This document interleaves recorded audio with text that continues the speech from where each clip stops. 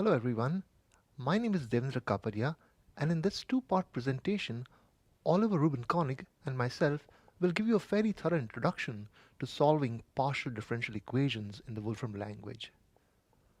Oliver and I both are members of the kernel development group over here at Wolfram Research, but we have slightly different interests. I'm a mathematician and I work on symbolic solutions of differential equations, while Oliver has an engineering background and works on numerical solutions of differential equations. So I'll go first and speak about symbolic solutions of partial differential equations, and then Oliver will come in and speak about numerical solutions of PDEs using the finite element method. So hopefully between the two of us, we'll give you a pretty nice overview of the whole field. Okay, so here is a more detailed plan for my talk. So I'll begin with talking about first order PDEs, and I've chosen the transport equation, the scalar conservation law, and the Claro equation to illustrate this class of PDEs. And it will be clear to you that even these first order PDEs offer a lot of complexity. Now, if this were a course on partial differential equations, it would be very important to talk about the classical PDEs.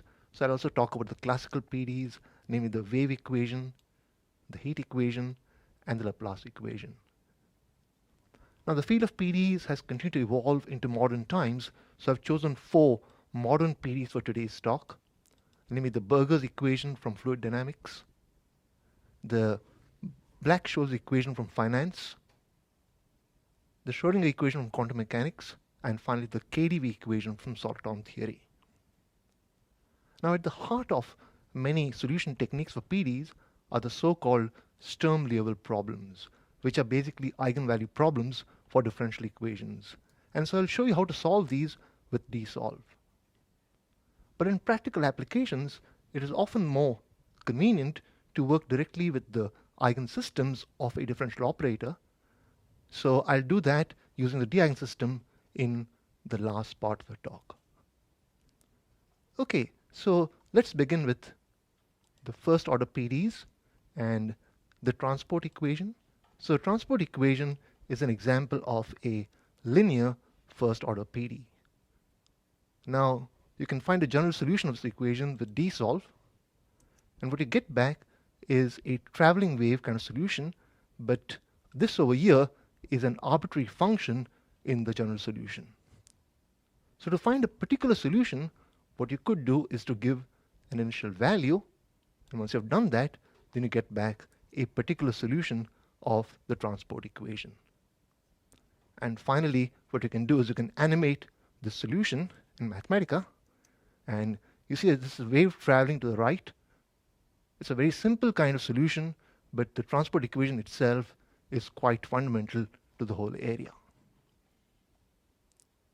Okay, so now I go on to scalar conservation law. So the scalar conservation law is a quasi-linear first order PDE. So this over here is the quasi-linear term. But even in this case, if you try and find a general solution, you get it back in implicit form. And that means that in general, it is rather difficult to solve the scalar conservation law and get particular solutions. But you can do it, for example, with this very simple set of initial data. And then you get back a simple solution of the scalar conservation law.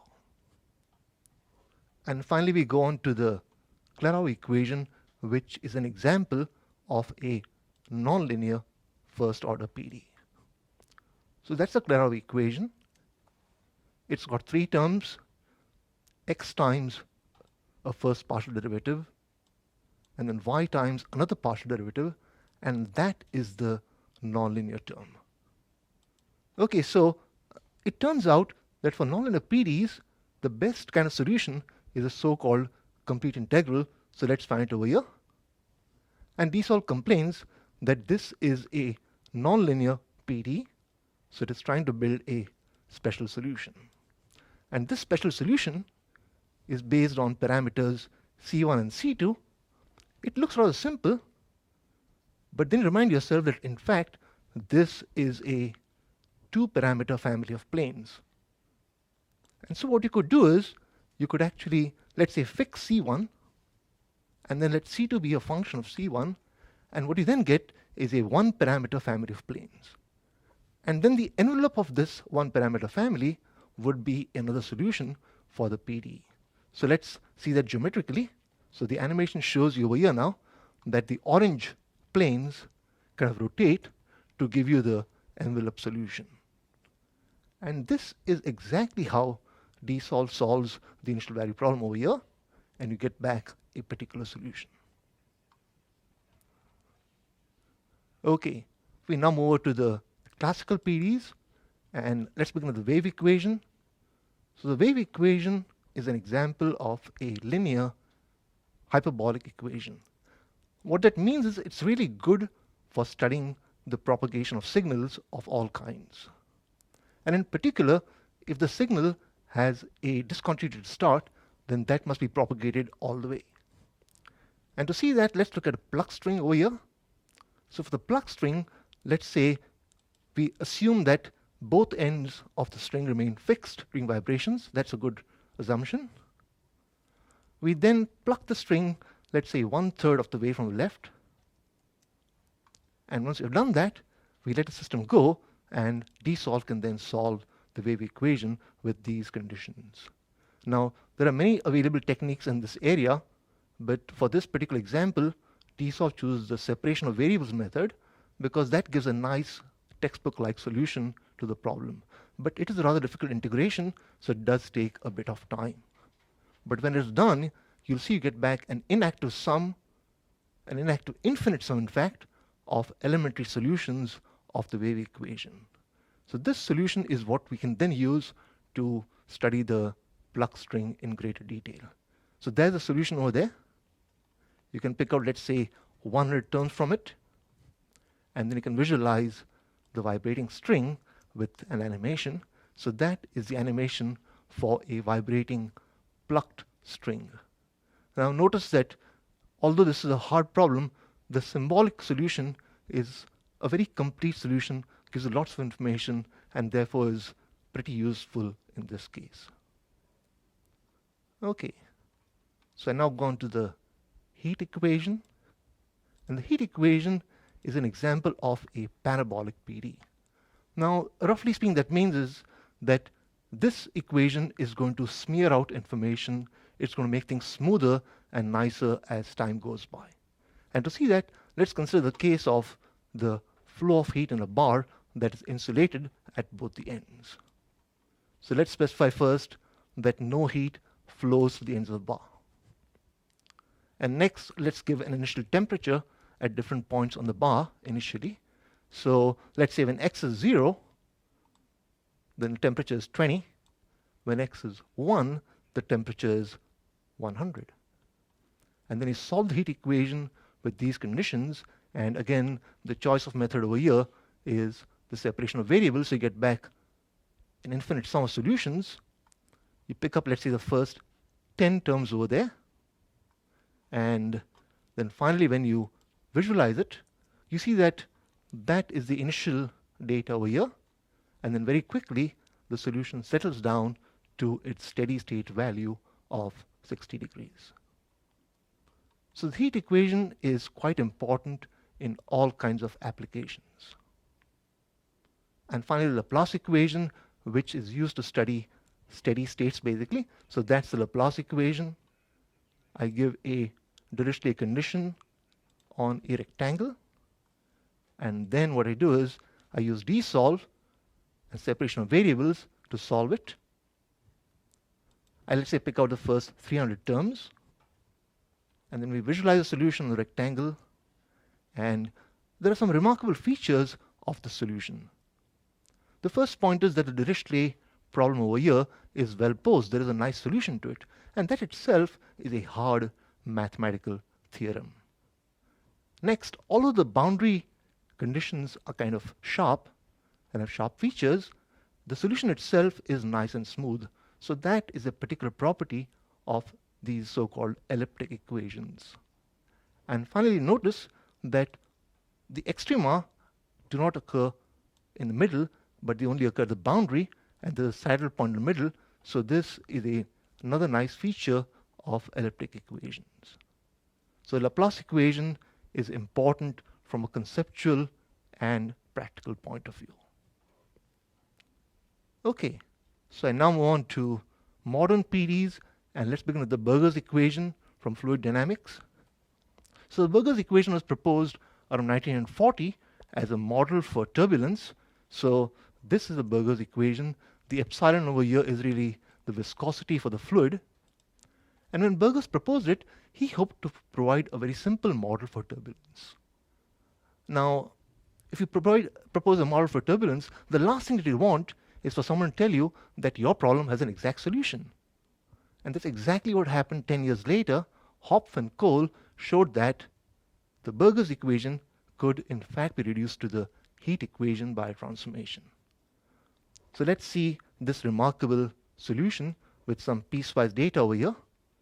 And when you solve with dsolve, in fact I'm using dsolve value over here because that's a little easier to look at in terms of solutions. The solution comes from a rather difficult integration, but the error function over here, the ERF, tells you that we really have a heat equation kind of solution. And the nice thing is that this solution is smooth for any positive value of epsilon. On the other hand, when you start passing to 0 and make epsilon smaller, then you do see a shock discontinuity developing, as you see over here. And that is a typical feature of these nonlinear PDEs, that you can have shock phenomena occurring in some limiting case. Okay, so I now go on to the Black-Scholes equation, which was proposed by Black and Scholes in 1973 as a model for option value financing and prescription in finance. Okay, so Black and Scholes realized that their equation too could be reduced to the heat equation. So when you solve this equation in Mathematica, you get back a solution, and that solution has got, again, error functions inside it. What you could do now is to actually give some particular values to the parameters and get back an option price. And just to make sure things are okay, you give it a financial derivative with similar values, and you get back exactly the same answer. So at least to me, it's rather remarkable that such a closed form symbolic formula has got so much importance in a very practical applied situation, and even more that it all comes from the simple heat equation which we looked at early on. Okay, now in modern times, the Schrodinger equation has acquired a lot of importance because it models quantum mechanics. So in fact, over here, we have the two-dimensional Schrodinger equation for a quantum particle free to move within a two-dimensional rectangle. There's a mysterious I over there, which plays a big role in solutions. So what I do is I prescribe some initial conditions. In fact, over here, I've got a sum of states as initial condition. And then what I can do is prescribe boundary conditions to say that it's all 0 at the boundary. I solve the boundary value problem. And all that happens over here is that the initial states kind of get mixed up, so you have some kind of entanglement taking place.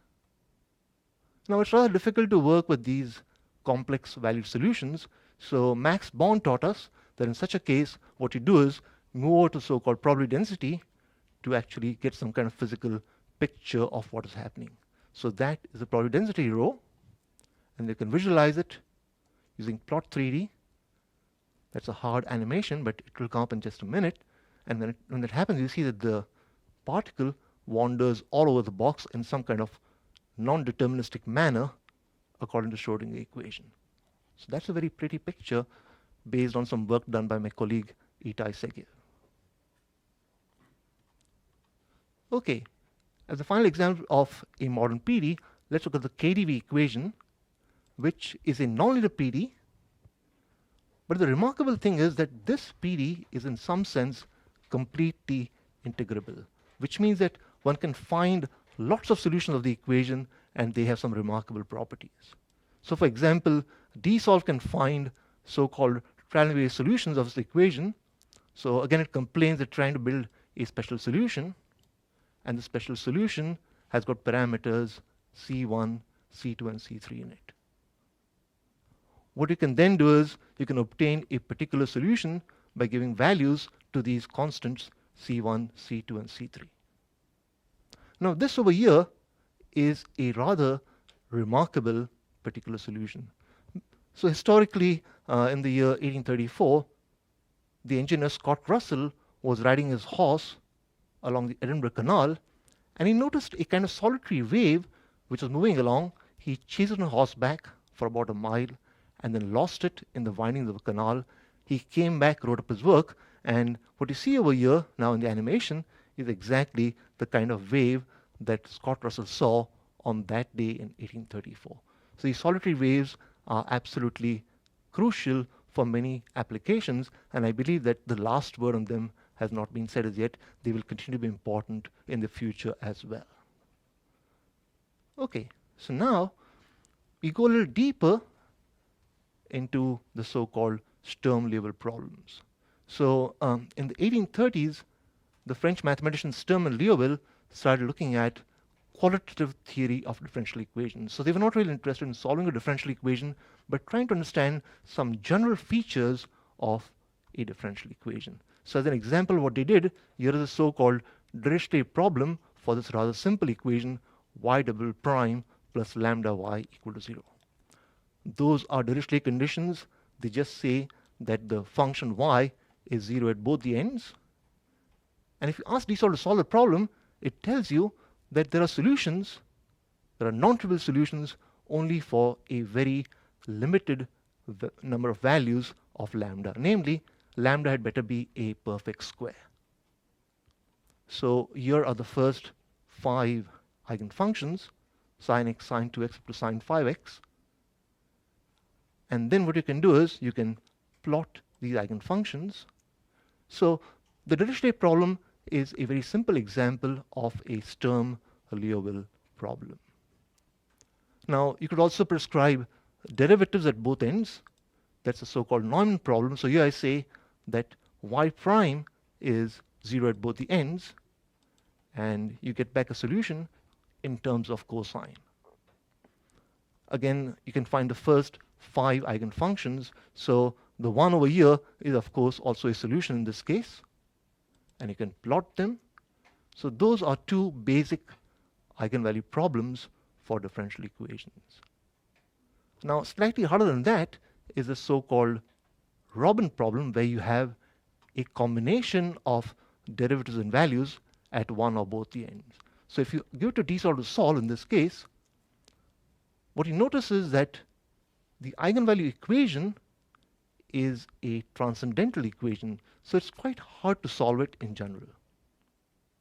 But what you could do is to give a specific range to the parameter lambda over here. And when you do that, and do, let's say, a plot of the type over here, notice that the eigenvalue equation has roots somewhere close to 4 and close to 8. The question is, how do you obtain this solution using DSOLVE itself? Well, it was for this purpose that we have the assumption option. So if you tell DSOLVE, find the eigenvalues and eigenfunctions in that particular range, then it does come back with an answer. But what you see over here is this root object, which looks a bit strange because it's got an inexact number in it. And one has come to believe that DSOLVE and DSOLVE value both work only with exact answers. But in fact, these eigenvalues are really exact, and you can work out, let's say, the first 10,000 place of decimal in this case quite quickly. So what you see over here is that we have a very complete solution to the Robin problem obtained by specifying a range for the eigenvalue parameter. So Sturm-Liouville problems, of course, foundational, very important, but in practice, you really want to have only a few eigenvalues and eigenfunctions, and so we now talk about so-called differential eigensystems. And in fact, the d-eigensystem function, which was introduced recently, does just that for you. So for example, suppose I want to find the first 4 eigenvalues and eigenfunctions of the Laplacian with Dirichlet conditions, then d-eigensystem does that for you in a flash. You get back the eigenvalues of 1, 4, 9, and 16. You get back the eigenfunctions, And then you can visualize the eigenfunctions just as before. And it's a very nice application of the Eigen system. Let's look at the quantum harmonic oscillator. So the quantum harmonic oscillator is very similar to the classical oscillator, but the eigenvalues and eigenfunctions are now much more fundamental. So here's the first few eigenvalues and eigenfunctions obtained with the Eigen system. So that's the ladder of eigenvalues. You can climb the ladder from left to right. Now, that's all very static. So what you could do is to breathe some life into it with some time dependence, which is what I do over here. Then again, we follow Max Born and move over to the probability density. And having done that, you can then visualize the probability density over time.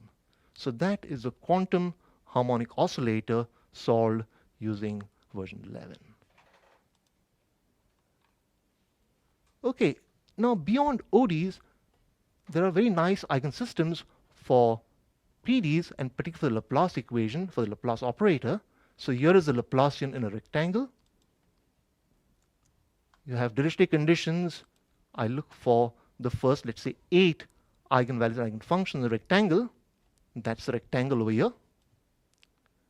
And then I look at the values which are integers. And you notice there's some redundancy over here, some degeneracy over here. And those are the eigenfunctions, which are basically kind of products of eigenfunctions for the 1D Laplacian. So what you can do is you can then visualize them, and you get back this very pretty set of eigenfunctions for the Laplacian in a rectangle. You can also do the same thing for, let's say, a cylinder. So that's the Laplace equation, the Laplace operator in a cylinder of radius 2. And next what you can do is you can ask for the eigen system with the first 7 eigenvalues, eigenfunctions. The eigenvalues in this case are in fact zeros of Bessel functions, as you can see over here. And the eigenfunctions are combinations of Triggs and Bessel functions. Now, we have a very nice new function which is recently, that's density plot 3D, which gives a very pretty picture of, let's say, the 7th eigenfunction. So let's just wait for that to come up over here. But what you get back is a very pretty eigenfunction for the Laplacian in a cylinder composed of Triggs and Bessel functions. And as my final example for today's talk, I'm going to talk about the vibrations of a circular drum. Now, that's a well-known problem, but typically what you talk about is the case where you hit the drum right in the middle. So a few weeks ago, John Snyder, who's an expert user of Mathematica, wrote to me to say that in fact he had solved it for the case where you can strike the drum at somewhere between the center and the periphery. So John's method is to start with the Laplacian in 2D with the Dirichlet conditions on a unit disk. And then having found the eigenvalues and eigenfunctions with Bessel zeros and Bessel functions, he then evolves these eigenvalues and eigenfunctions in time, and using the first 128 eigenfunctions and some very nice smoothing properties, he actually managed to get a beautiful animation of a circular drumhead when it is struck off the axis somewhere near the boundary. So let's run the animation over here. This is absolutely remarkable, at least to me. So here's the animation. You see that's the circular drum which has been struck off axis.